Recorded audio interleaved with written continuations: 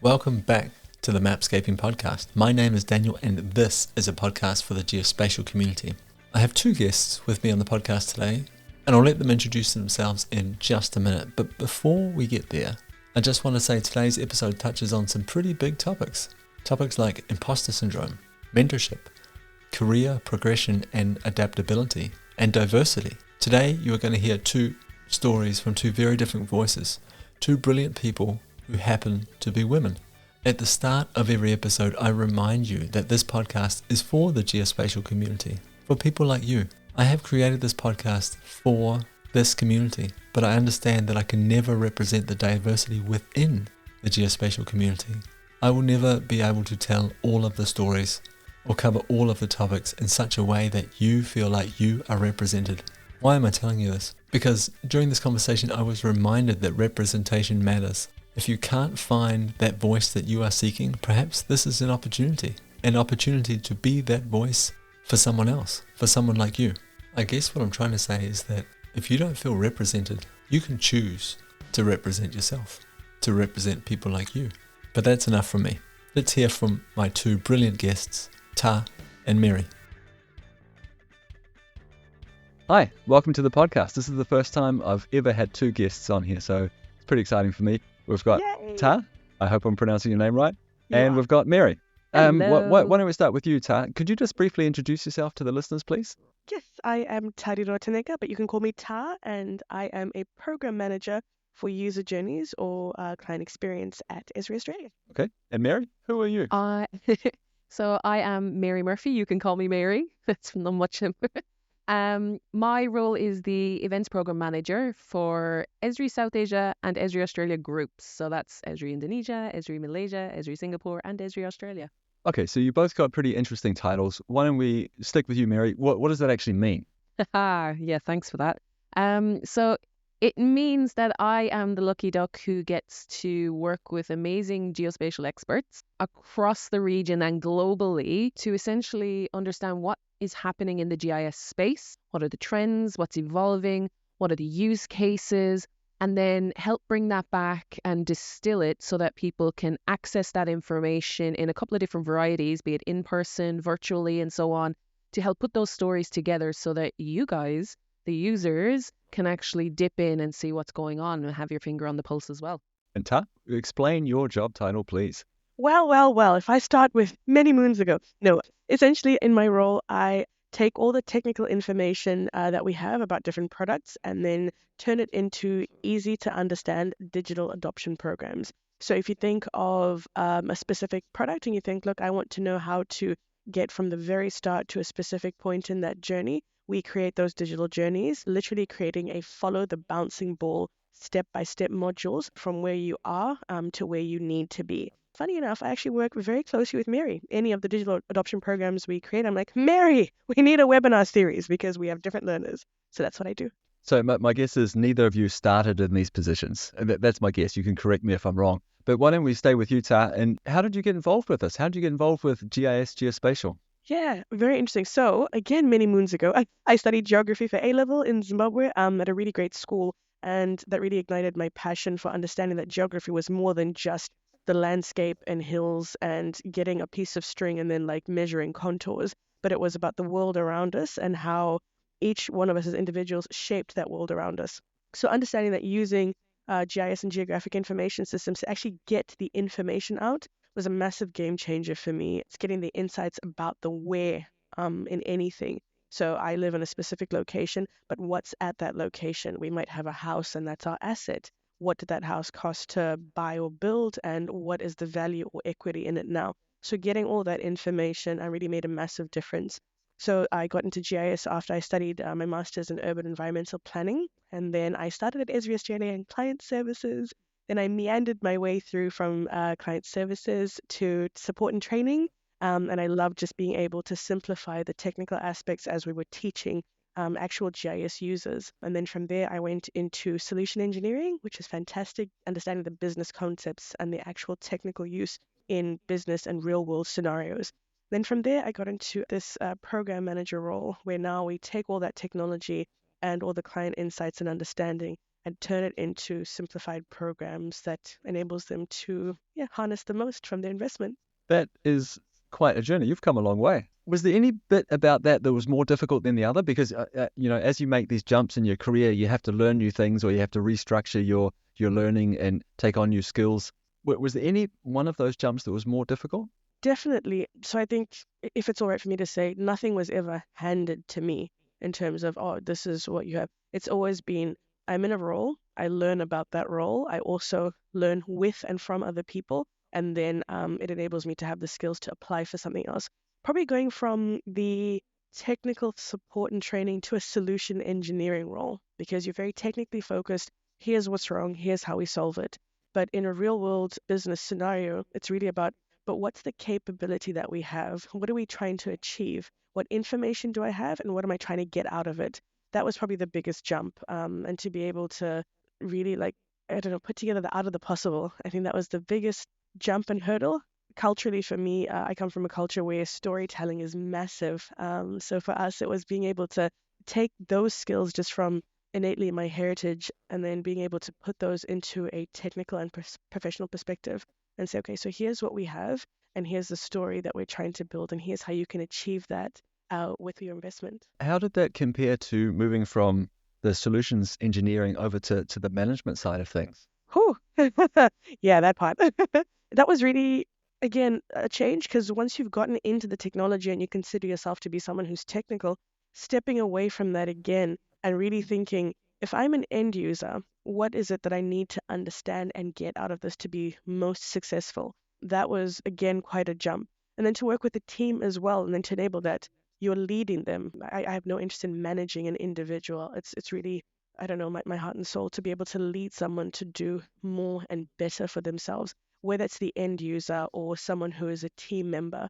So that, again, was quite a big jump to step away from the technology, understand the end user's perspective, take yourself out of your own mind, and really understand, okay, so who is this individual or this organization? What do they want to achieve? They've invested in being in this role and this technology. What do we need them to walk away with for them to be even more successful? Thank you very much for sharing that with us. I really appreciate it. Mary, I'd like to ask you the same question. So again, I guess you didn't just end up in the role you are today. Could you walk us through what your pathways look like? Yes, so you're very much correct. This is not what I put on my CV way back when I was starting out. So absolutely not. This is not where I thought I would be, I suppose, on top of everything else. So I started with geography as well. Geography for me, it has always been at that focal point for me. So, I was raised in Ireland. It's hard not to look around and say, wow, that's beautiful. How did that get there as a kid who's just very curious? So geography has always been that thing for me, that driver. So that ended up with me taking on a degree that focused on geography, in particular the physical geography side of things, dabbling in GIS and remote sensing at the time as well, way back too many years ago. I became a teacher, high school teacher, secondary school teacher, depending what part of the world you're from.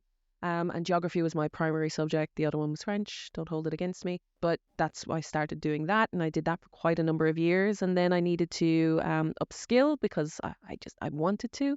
And I did an MSc in GIS and remote sensing and geophysics while I was doing that teaching as well.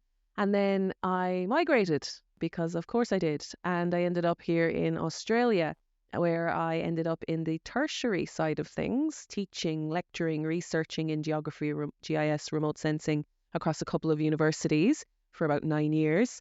And then I continued that trajectory of, that crossroads of GIS, remote sensing, education with Esri Australia, so tech support and training. Moved across then into the full-blown training side of things. Absolutely loved it. It was great to, again, be back teaching, I suppose, in a new capacity. So I've taught in many different capacities down through the years, too many years.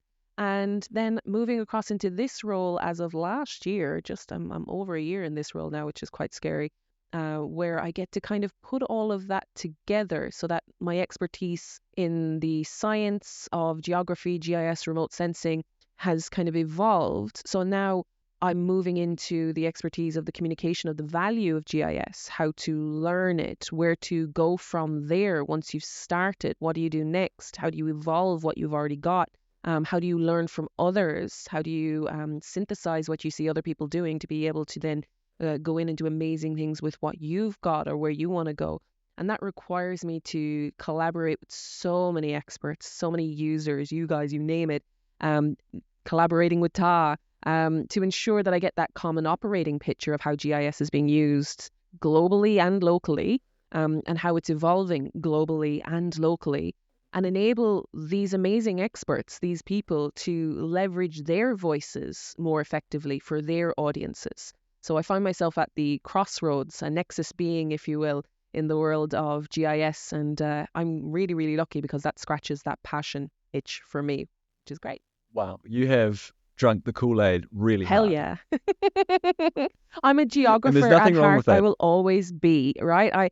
I love GIS. I love seeing people tear it apart and do completely different things with it. It doesn't matter what organization I'm going to be with. You can tear that passion from my cold dead hands. That's what's going to happen.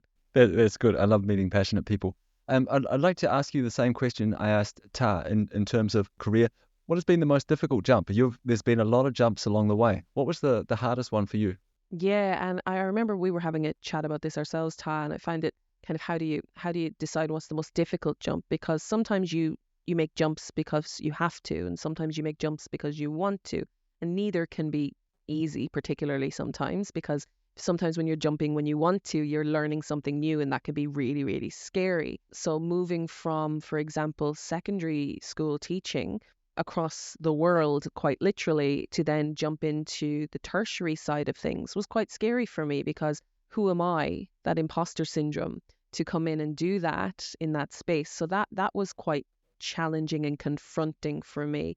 And then making changes because you have to as well, having to upskill, having to move things because, the economy dictates, or you find you're hitting a wall with a particular thing, be it your own skills, your knowledge, etc. So there's been a number of things that have been quite difficult in those changes, but I've been lucky enough to have a few people around me who have made that a lot easier. So you mentioned imposter syndrome there. Is that something you've experienced, Ta? Yeah, absolutely. Absolutely. I think particularly in joining an industry where I didn't see much representation, or even diversity, that was something for me that was very challenging, because you constantly think, should I be here? Do I deserve to be here? At what point is someone going to come to you and say, okay, that's enough, we tried it, no more. So that was something that was really quite a challenge. And the way that I can't say I've overcome it, it is still something that crosses my mind, from different aspects and angles. I still wake up and think, okay, so they've put me in this role. Okay, let's see how we go today. But I think something that really made a difference is constantly educating myself about what I'm doing and where I'm at, and how it relates to everything else around us. We work in teams. None of us works, in a siloed environment. So it's always about, if I'm going to be doing this, and I'll be collaborating with Mary to put together a webinar series about how to educate people about this, what do I need to know so that when I speak to Mary, I'm not heavily reliant on Mary to then put everything together. So for me, that's really something that's eased, is that when I show up and if I have a seat at that table, I can speak my mind. I know that I'm adding value to the conversation. You talked about you're constantly educating yourself. Is this something that you do it yourself, or is this a series of courses that you take? Is this something internally that Esri provides, or is this just you researching something? Actually, it's a combination of everything. It's, if I start from what is provided at work, it might be either professional development, things that aren't necessarily to do with GIS, but might be to do with technical business writing, or how to, I don't know, manage project finances, or how to lead without managing. And then there are other resources where, as an individual for myself, I'll take the time to be on the weekend. If I'm like, yep, I have this 2-hour window and it's my own time. What I'm choosing to do at that time is to sit here and to undertake an ArcGIS Pro course, so that I know the different processes, procedures from an end user's perspective, what needs to come next and where. So it's really a combination, and it's probably just driven by a passion as an individual. I like to know and understand things for myself, so that I'm actually educated and informed. I mean, if I was a lawyer, I'd say I'm doing my due diligence, but it's really just, I'm ridiculously curious and I need to know the answer. Thank you very much. Mary, can I come to you? And I would really like to know, how do you feel about diversity in the geospatial world? Ta was just saying that there was a lack of representation for her. Did you feel something like that when you first started? Maybe you still do. Yes, off the bat, it's getting better, but absolutely. And representation very much does matter. seeing people who you can resonate with in the same room with you is really, really important. One of the big challenges I had to overcome, I say overcome like it's a finished thing, it's not. But one of the challenges that I first saw when I started going down the more technical side of the geography world into the GIS and remote sensing was I actually had a bit of a blocker to asking questions and asking for help. And it took me a while to realize where that was coming from.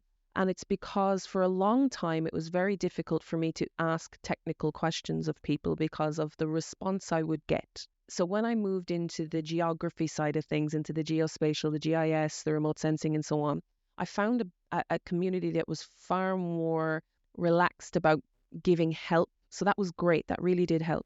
But I did find that I had a lot of habits that I had built in to help me deal with those situations, like over-preparing. Over-preparing was a big one for me. So I always felt like I had to prove my knowledge in that space, prove I'm not the imposter, to gain the trust of the people I was asking help of. So I would start out with full-blown explanations. I've done this, I've done that, etc. When all I wanted to say is this is what I know, this is what I don't know. I would like you to help me with this. I have a question around this. Please take my question at face value and help me understand this thing. Instead of it all of a sudden being, an eye roll or a tut saying, oh, I can't believe you don't know that. And that's what I had been used to for quite a long time. And it really did impact my trajectory into whether I went down a more technical route or I went down this more education, high level kind of route as well. And then obviously I had to learn a lot of things along the way myself to be able to have those general conversations. So I put a lot of onus on myself to go away and do a lot of heavy lifting in the learning space to be able to just get to a somewhat common ground, to be able to just ask a question. But I realize you just mentioned what people did that was bad when you asked the question, this eye rolling and don't you know that? Could you go into more detail around that? Like what is a bad response? Like this is a bad response. This is not helpful for someone like me. Yeah, right. So if you were asked by anyone about technology, we all know that can be tough. Sometimes it can be tough because the explanation's quite long, or we've had a really long day and we're sick of answering that question. I worked in tech support. Sometimes you get the same question quite a lot, right? It's fine. Deal with it. But if someone reaches out to you with a question about something, it's really important that you engage with that question, that query, that knowledge seeking in a very authentic way. Reaching out for help is tough in the best of situations, in the best of times, let alone asking about technology. And you never know what that might open for that person, what little nugget.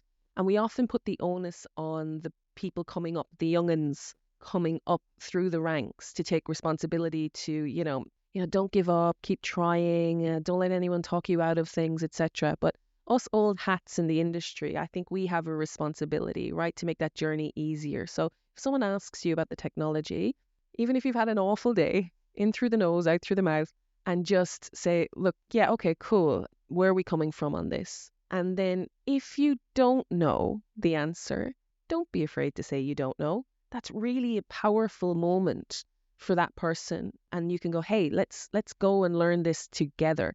Let's figure this out together. I'm not sure. Let me get back to you. That's a valid answer. All right. So don't be afraid to, say, I don't know.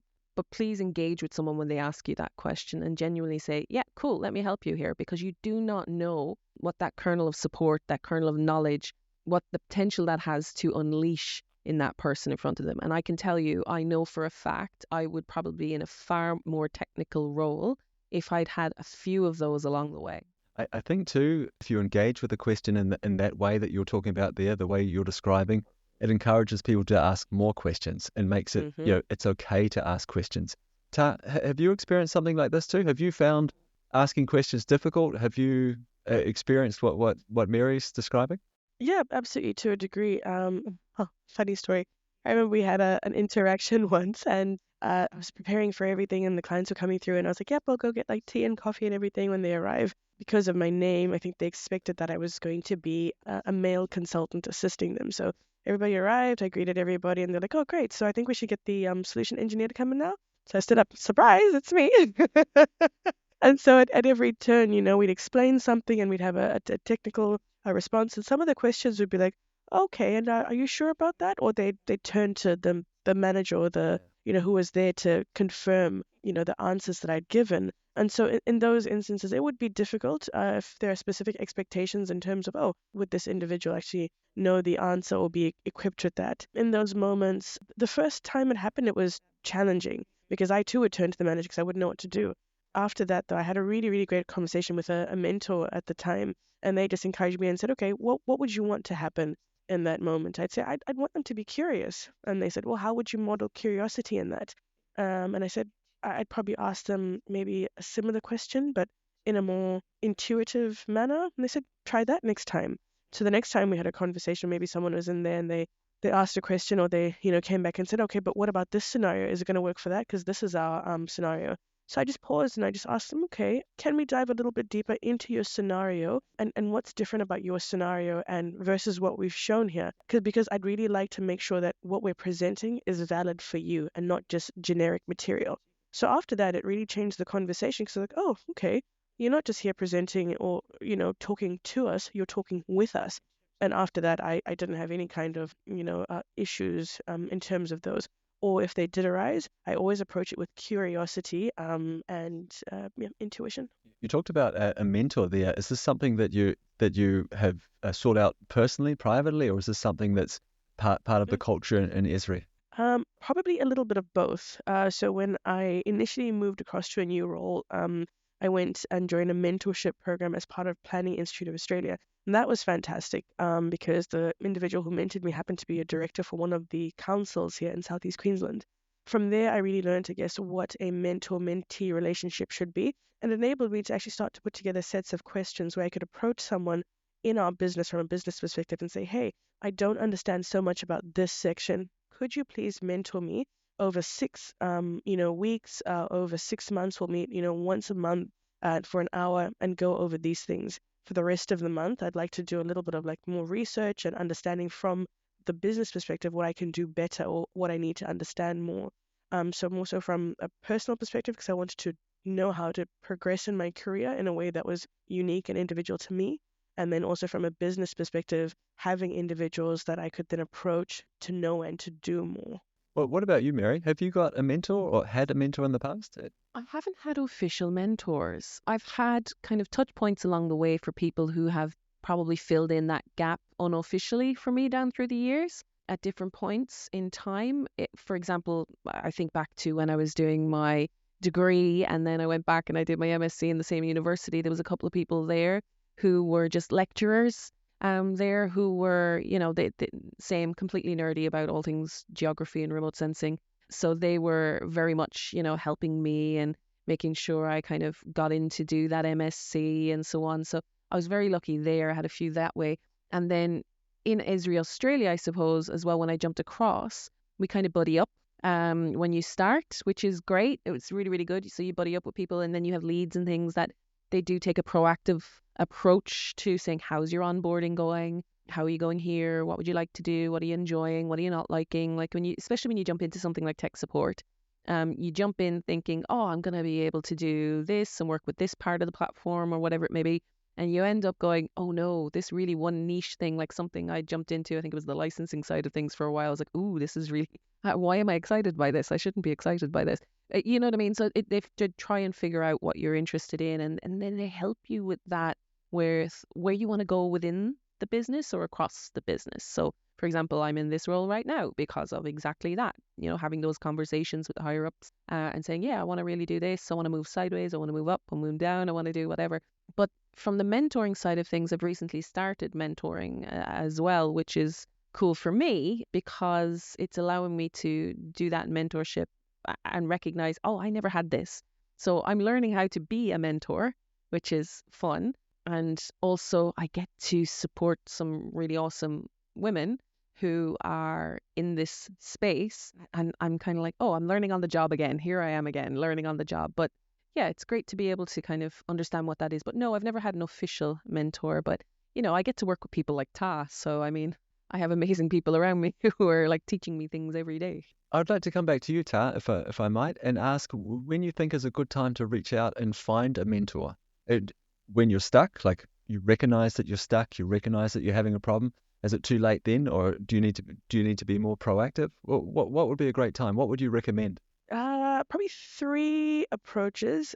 You might get stuck somewhere where you did not expect to get stuck, right?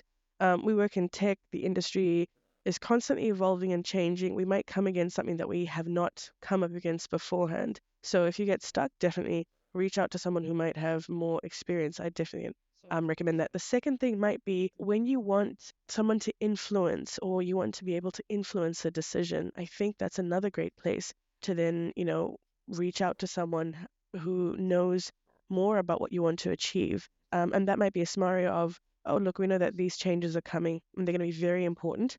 I really need to be able, maybe to get users on board with this and to understand why it's important to do this. So then when you want to either someone who's influential and who you'll know that, will be able to help you craft or create the message that'll resonate with everyone and they'll be able to see the value and importance. And then the last one, exactly what you said, being proactive in terms of I know where I'm at, I know where I want to be. Who can I then speak to get there? And my current motto is just do the hard things, right? Like that's really where we see a lot of change and impact. The hard things, they're hard for a reason, right? They are. Oh my gosh, I'm not a fan of getting out of my comfort zone, but I found once we do, it actually helps to push you and to drive you. But like within reason. I'm not saying like wake up tomorrow and decide I'm going to go bungee jumping at Zambezi River. I haven't done that before. But more so like, oh look, I know that we have to achieve this specific goal, like on a personal level. So let me start by walking a kilometer and see if I can do that in under 3 minutes because I want to end up running a marathon or a half marathon at the end of the year or something. So what might that look like in terms of a geospatial career? For me personally, I think it started off with who influenced me. So who are the people that I was able to look up to and think, oh my gosh, these people have done some great things and I'd like to do something similar but for myself. So in a geospatial aspect, it might be, do you know maybe people who are influencing, who constantly post on maybe socials and things? One individual I can think of, Dr. Dawn, right? Deep Sea Dawn. She's fantastic, right? As an oceanographer, I looked up to her and I thought, wow, she's fantastic. Like she's mapping oceans and ocean floors. They've been to the deepest part of like the ocean and been able to map that, and that's something fantastic. And having just sort of seen her and what she's doing, that was influential. I mean, like, oh, what can I do with what I'm doing? And how can I look up to what she's done? Didn't necessarily mean that I got in contact with her, but I was able to at least follow her trajectory and see what were the key steps she'd made to get there. And again, something else would be in your local community, like who are the people who are maybe influential there? Like even just starting your business or in your network, who can you reach out to? A lot of people have LinkedIn profiles, and you'll find that I find in the geospatial industry, everyone's really friendly because we're all geo geeks and we love talking geography. So people always like jump into. I'd like to start with you, Mary, for this question. Like, what advice would you give yourself if you could go back in time? You just started working with this geospatial stuff. What would you say to yourself? Don't let anyone talk you out of learning anything. I'm really keen to continue my learning in different spaces, especially spaces that I'm not comfortable in, because traditionally I'm not an IT person at all. I'm so bad at it, but I understand the importance of those skill sets. So definitely, hey, upskill in things like a little bit of IT jargon, a little bit more, just add to it, start small, build big. You don't need to jump in and understand everything all at once. Figure out what those key components are that will help you understand things like that. Build up to understand basic architecture, things like that. And then you can jump in and start saying, okay, cool, I'm really interested in the field mobility side of things, or I'm really interested in the spatial analytics side of things, or I really want to focus on imagery and drones and what we do with the imagery and the processing and so on. Those aspects will still be there, but that foundational knowledge of, the IT, the architecture, how things work together, or potentially how they work together, that's really important for everyone and is one of those big skills gaps for a lot of people. So I would probably make myself spend a little bit more time doing that, several years ago. And that would really help right now. Well, what about you, Ta? What advice would you give yourself? Great question, Daniel. I would probably tell myself, break it up into chunks of capabilities. What's the capability that you want to focus on to learn there? It might be field mobility. Learn about that aspect and then learn it and let it well, get good at it. And then you'll become, someone who's a subject matter expert there. You can always expand out from whatever capability that you've started to understand because you'll then become a leader, a thought leader in that space. So that's definitely something that I'd say is like, you don't have to try and do everything at one time. Break it up into capabilities, learn that key capability, and then move on to the next capability. They all build on top of each other. And, after 5 years, you become someone who knows how to put together an entire enterprise GIS solution to enable others to do what they do best. So Mary, I'd like to ask you a question now about community. So we've talked a little bit about mentorship. You've given some advice on what you would do or what you would tell your former self to do. But what about a community now? Are you part of any communities? Is there any sort of place you go to learn more or to meet people in the same space? Yeah, so you're talking to someone who's neurodiverse and loves going down rabbit holes. Obviously, LinkedIn is a great place to start, right? For those different communities. And there are lots of communities on there. Out in the real world, in the non-digital world, the Geospatial Council of Australia is fantastic. They put on regional events and they put on their big event once a year. And they're actually ongoing at the moment. And they're fantastic to get in there and just chat to people and be totally nerdy about all things GIS. I'm lucky enough to be across a lot of webinars, be they the Esri Australia, Malaysia, Singapore, Indonesia webinars, right? They're fantastic. The podcast we do and so on. So I get lots of touch points with the community just by a happy accident in the role I'm in. But also then there are lots of other webinars and from the other, say, Esri affiliates, the distributors around the world, and then community groups and so on as well within those things. So for example, GeoRabble is a big one.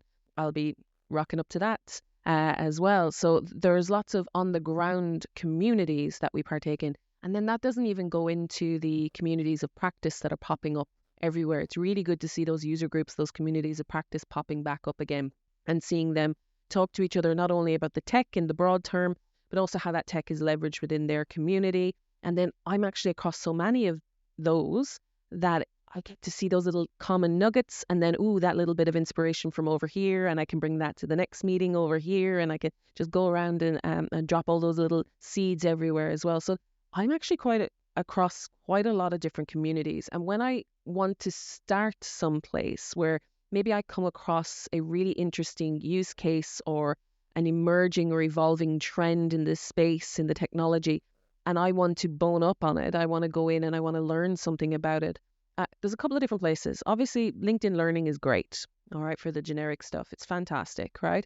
And it's come a long way from those early days. But what's also excellent is the Esri Academy is fantastic. There's free stuff, there's not free stuff, etc. in there, but I'm always in there. There's also internal resources that we have both here at Esri Australia and that are available to the broader distributorship as well. So I have that inside track for a lot of things as well, which is really, really cool. So I'm lucky, again, I have lots of access to materials. When I was a student, I did not. You had to kind of work with, what you were being taught, etc., and whatever was freely available. So when I am trying to put out materials for people and say, hey, this is a really good resource, and I try and make sure I put as many free things in there as is humanly possible, because I'm not that far removed from those days. So like the massive open online courses for a lot of different institutions, be it Esri or otherwise, they're amazing, especially for the MOOCs. You get the technology for free for a number of weeks, which, yay, if you're a student, you don't have to pay for it. And then obviously the webinars and things as well are a great resource because you get direct contact. There's also the Esri community is fantastic. You can jump in there and directly talk to the product managers, the people who are fixing the tools, the devs, etc., and say, look, where's a good resource for me to learn how to do this? And they might point you to GitHub or wherever it may be. So yeah, there's lots of different places, but I do try and start with some of those core ones and then reach out into those more, if you have to pay for it, etc. ones as well. What about you, Ta? Could you add anything to that very long list? Probably the only thing that I would add to that, which I will agree with, is probably on the ground Brisbane Geospatial Network. So this is something that I used to be fairly involved with and go regularly. So if you have any kind of local geospatial network, I'd always recommend going to those as well. But primarily, I think in this day and age, and just with how busy everyone is, a lot of the communities I attend or are part of are all digital. I think it's probably a great sort of spot to round off the conversation here a little bit, but I would be remiss if we didn't mention that you're both podcast hosts. Now, I haven't mentioned that on purpose at the start, but it's a good idea to bring it up now. So the podcast is called GIS Directions Podcast. I'll put a link to that in the show notes. But my question is not around podcasting as such. My question is around having a voice. We've talked about like being afraid to ask a question and, oh, what happens if the response is negative, that kind of thing, and how it's impacted both of your careers by the sounds of things. And we've talked about imposter syndrome as well. So I'd like to start with you, Ta. How did you get over your imposter syndrome? How did you start being a podcast host? That requires a fair bit of self-belief. How did you get there? Well, excuse me, I just have to answer the door. Imposter syndrome's knocking at the moment. I, oh my goodness, I don't know that I did. I don't know that I actually got over it. I think having a voice on this good internet that everyone can listen to, look, it was huge. It was daunting. It was because you become a trusted voice. So people will listen to you and they'll trust what you're saying and either go away and attempt to do what you've, told them to do or look into the resources that you've given them. So if you become a trusted source of information, I think there's quite a load to carry there. I think how I shifted my perspective and instead of thinking of it of rather than a burden than or a load, but more as a privilege, is that I have to work with integrity. So with anything that we do, with anything that we talk about, and this is where the research part comes in. Have I researched it enough? Do I know enough to be talking about this specific product, process, this capability at this level of detail?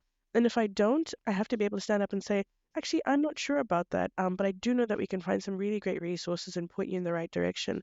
I have to be able to stand by whatever it is that I've said. And I just find that experience is great as well. Like the more you do something, the better you get at it, the more comfortable you get with it, the more responses that you receive and feedback.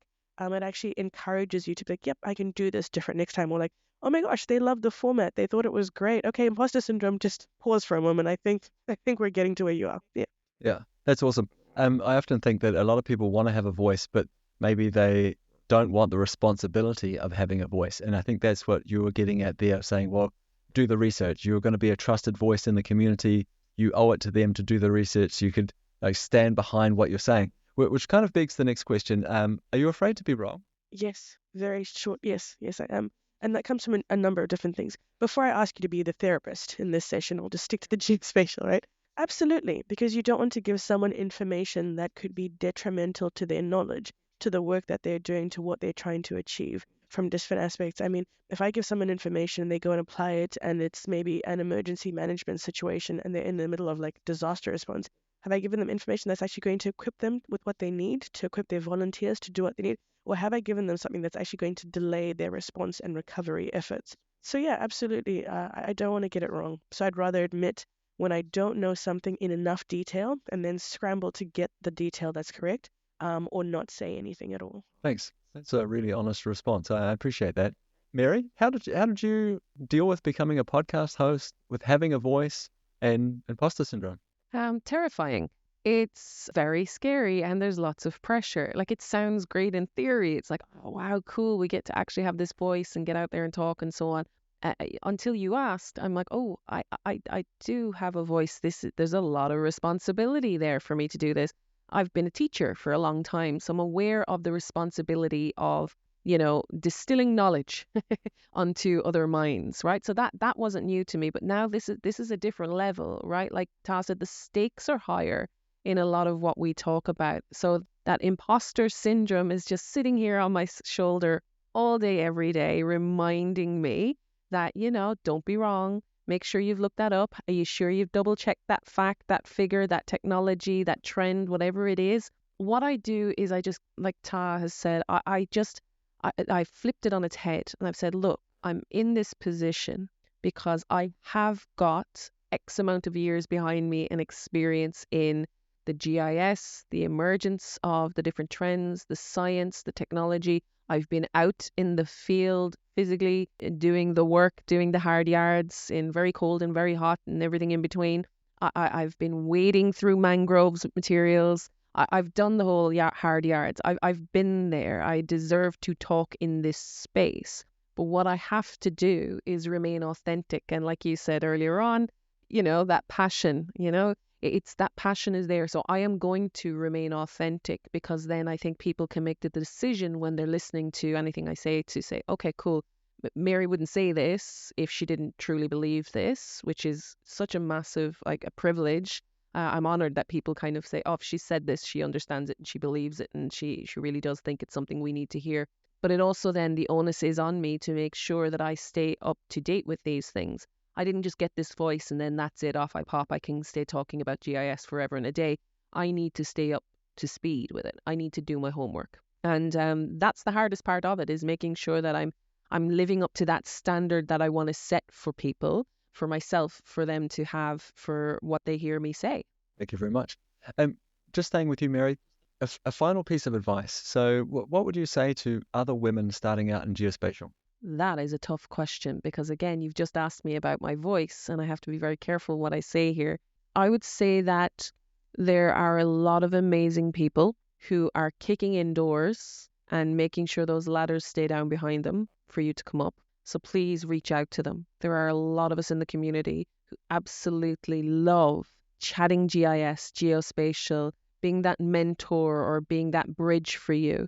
So there are a lot more of us nowadays. Please reach out if you have questions about where you would like to go with your career. We were chatting earlier about, where we saw our geospatial careers going and so on. I didn't realize there was such a thing as having a career in geospatial for the longest time. I did not know that that was an option. So being able to now say, yeah, you don't have to go down a specific route with this thing called GIS. That's great to say, look, actually, you could work in this area and that area.